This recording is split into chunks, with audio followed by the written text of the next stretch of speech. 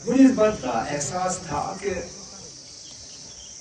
दिल्ली की लगातार कोशिश रहेगी कि किसी तरह वो मुझे खामोश करे, लेकिन किस हद तक जाएंगे ये मैं पूरी तरह से समझ नहीं पाया था। जब बारामूला में मेरे खिलाफ एक शख्स खड़े हुए जिन्होंने जेल से कागज भरे थे, जिन्होंने जेल से अपनी आवाज रिकॉर्ड कराई और लोगों तक पहुंचाई, जिन्होंने जज्बात के बुनियाद पे वोट मांगे और मुझे इलेक्शन में हराया, मैंने इसको ज्यादा खतरनाक नहीं समझा। मैंने ये सोचा कि जिस शख्स ने पहले भी इलेक्शन लड़ा है, इस बार भी उसने अपनी किस्मत आजमाई और जीत गया, लेकिन उससे अलावा मैंने नहीं सोचा। मैंने उसको साजिश के तौर पर नहीं देखा, मैंने कोई दिल्ली के एजेंडा के तौर पर नहीं देखा। मैंने ये समझा कि मेरी किस्मत खराब थी, उसकी किस्मत ठीक थी और नतीजा निकला। लेकिन जब मैंने गांधरबल इलेक्शन लड़ने का फैसला किया और फिर खबरें आनी शुरू हुई कि जेल से एक और बाशिंदा अब मेरे खिलाफ लड़ने की बात कर रहा है, मैं मजबूर हुआ सोचने पे कि यार ये मेरे पीछे ही क्यों इन लोगों को लगाते हैं, जेल से इनको लाते हैं मेरे खिलाफ इलेक्शन लड़ने के लिए, मत इसमें कोई साजिश है।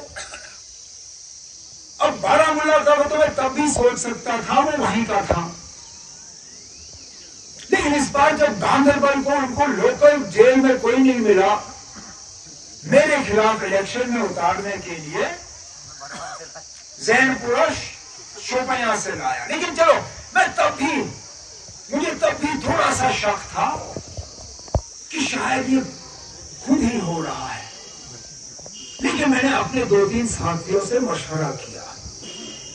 मैंने कहा ना, मैं साबित करना चाहता हूं कि ये दिल्ली की साजिश रचाई जा रही है और इसको करने का एक ही तरीका है कि हम एक और सीट जो है वो लड़ेंगे, लेकिन हम बताएंगे नहीं किसी को कि हमने कौन सा सीट लड़ना है।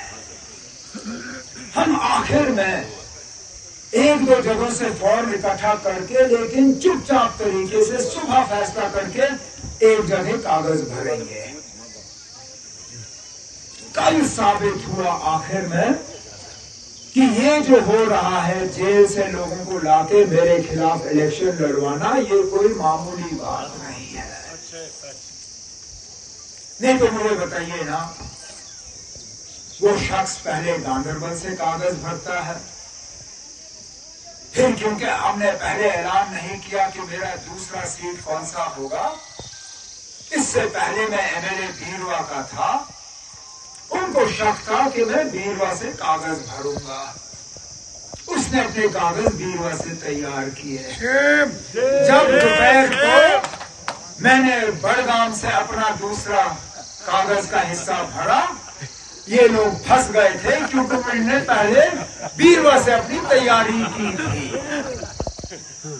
अब इससे आपको पता चल जाता है कि जम्मू कश्मीर में और खासकर कश्मीर में किसी और सियासतदान को दिल्ली वाले खामोश करने की कोशिश नहीं कर रहे हैं जितना वो मुझे खामोश करने की कोशिश। क्यों? क्योंकि मैं जब बात करता हूं तो आपके जज्बातों की तर्जुमानी करता हूं, लोगों के मसलों की बात करता हूं, हमारे खोए हुए इज्जत की बात करता हूं। जब मैं अपनी टोपी आपके सामने फैलाता हूं, मैं सिर्फ अपनी टोपी की बात नहीं करता, क्योंकि मुझे इस बात का बेहद एहसास है कि मेरी इज्जत आपकी इज्जत है, आपकी इज्जत मेरी इज्जत है। अगर आपकी इज्जत में कोई कमी आई तो मेरी इज्जत कैसे बढ़ सकती है? मैं जब दिल्ली से लड़ता हूं तो सिर्फ अपने लिए नहीं लड़ता हूं, अपने घर के लिए नहीं लड़ता हूं, हम जो लड़ाई लड़ रहे हैं आज, वो पूरे जम्मू कश्मीर के लिए है और वो इन बीजेपी वालों को पसंद नहीं है। तभी तो एक के बाद एक साजिश रचाई जा रही है। लेकिन ये साजिश जो है ये एक ही बार कामयाब हो सकती है। इस बार मेरा अपने गांदरबल और बिलखसूस आज भाग ब्लॉक के लोगों पे पूरा भरोसा है कि वो सोच समझ के वोट डालेंगे। और मैं इस चीज को छेड़ता नहीं अगर मेरे साथी इसका जिक्र नहीं करते। लेकिन राठौर साहब ने भी जिक्र किया, हमारे बाबा साहब ने शायद इसके बारे में कुछ कहा नहीं कहा, फारूक ने कहा या ग्यास साहब ने कहा, ये जो लोकल नॉन लोकल है। अब खुदारा मुझे बताओ, मेरे दादा मरहूम शेर कश्मीर शेख मोहम्मद अब्दुल्ला यहां से एमएलए, मेरी दादी यहां से मेंबर पार्लियामेंट, मेरे वालिद साहब यहां से पार्लियामेंट भी, एमएलए भी। अस्पताल हो, चाहे वो हम यहाँ पे नया न्यू गांदरबल हाइड्रोइलेक्ट्रिक प्रोजेक्ट का हमने डीपीआर तैयार करवाया, अगर हमारी हुकूमत बनी होती या मैं यहाँ एमएलए होता, हम उसको मंजूरी दे देते। नई एडमिनिस्ट्रेटिव यूनिट्स जो हमने यहाँ पे कायम किए, जो तरक्याती काम हमने यहाँ पे दिए, जो बेरोजगारी को कम करने की हमारी मुकम्मल कोशिश रही। कहने का मतलब मेरा ये है कि मैंने जरूर आपसे वोट लिए, लेकिन मुकम्मल कोशिश की कि इन वोटों का जो मेरे ऊपर आप लोगों ने एहसान किया, मैं उस एहसान को चुकाऊं। इसके मुकाबले 2014 में जिसको हमने एमएलए बनाया, मुझे कोई मजबूरी नहीं थी कि मैं सीट छोड़ दूं। अरे अब जीती हुई सीट कौन छोड़ता है? मैंने तो काम किए थे यहां पे 6 साल, लेकिन क्योंकि मैंने उसको अपना वादा दिया था, जबान दी थी, मैंने उसको कहा था कि कोई बात नहीं, मैं आपको एडजस्ट करूंगा। उस जबान रखने के लिए मैंने कहा कोई बात नहीं, आप मेरी जगह आओ, मैं कहीं और से लड़ूंगा। लेकिन मुझे उम्मीद थी कि मैंने जो काम शुरू किए थे उनको वो आगे ले जाएगा। लेकिन अफसोस की बात यह है कि जहां 2014 में काम हमने लिए थे, 2014 के बाद वो आगे कहीं नहीं बढ़े। अब आज मैं आप सबों को ये यकीन दिलाना चाहता हूं कि जिन जिन चीजों की बात मेरे साथियों ने यहां छेड़ी,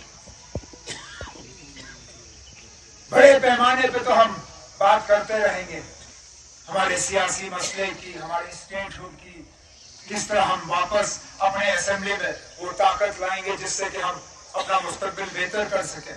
लेकिन रोजमर्रा के जो हमारे मसले हैं, हमारे नौजवानों के जो बेरोजगारी का मसला है, हमारे बच्चों का जो तालीम का मसला है, हमारे अस्पतालों में जो सेहत का निजाम जो है इसको बेहतर करना है, यहाँ जो महंगाई का हाल है, बिजली के हवाले से मेरे साथियों ने बात की, कहा कि जिसकी आमदनी 1500 रुपए है वो 1600 रुपए का बिल कैसे भर सकता है।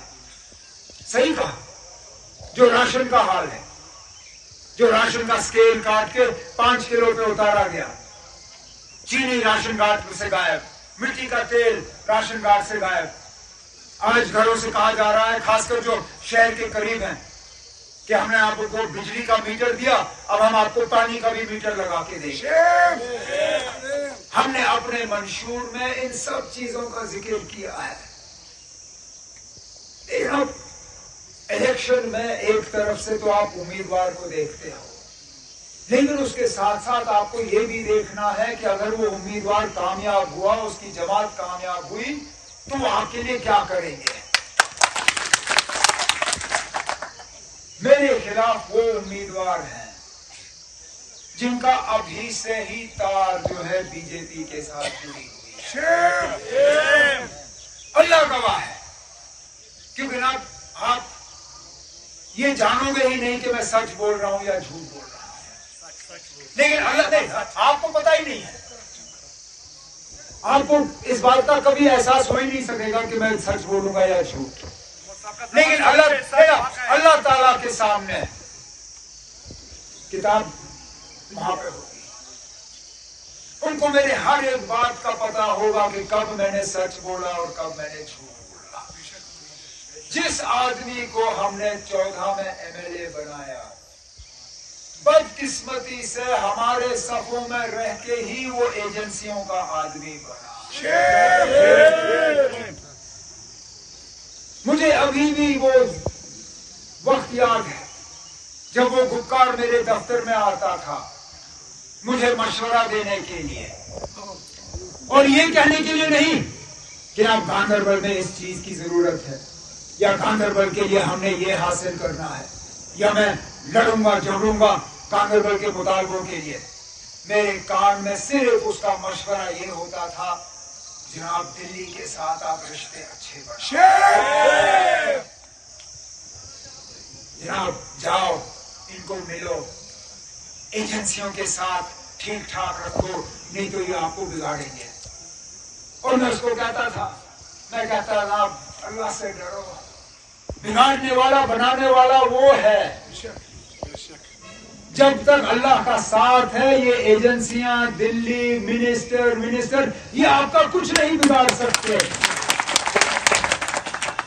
और अगर लोग आपके साथ नहीं होंगे ये एजेंसियां भी आपके लिए कुछ बना नहीं सकेंगे। काश उस वक्त उसने मशवरा मुझे लोगों की खिदमत का दिया होता, मैं मानता। और इसलिए मैं कह रहा हूं कि आजाद उम्मीदवार को आज जितवाना, फिर तो बेहतर है कि आप बीजेपी को ही वोट दो, क्योंकि होना वही है। यहां पे हम लोग हैं जो बीजेपी को रोकने के लिए जो है एक मोर्चे पे खड़े हैं। और क्यों? क्योंकि हम जम्मू कश्मीर में मुसलमानों का वो हाल होते हुए नहीं देखना चाहते जो बाकी मुल्क में हाल है।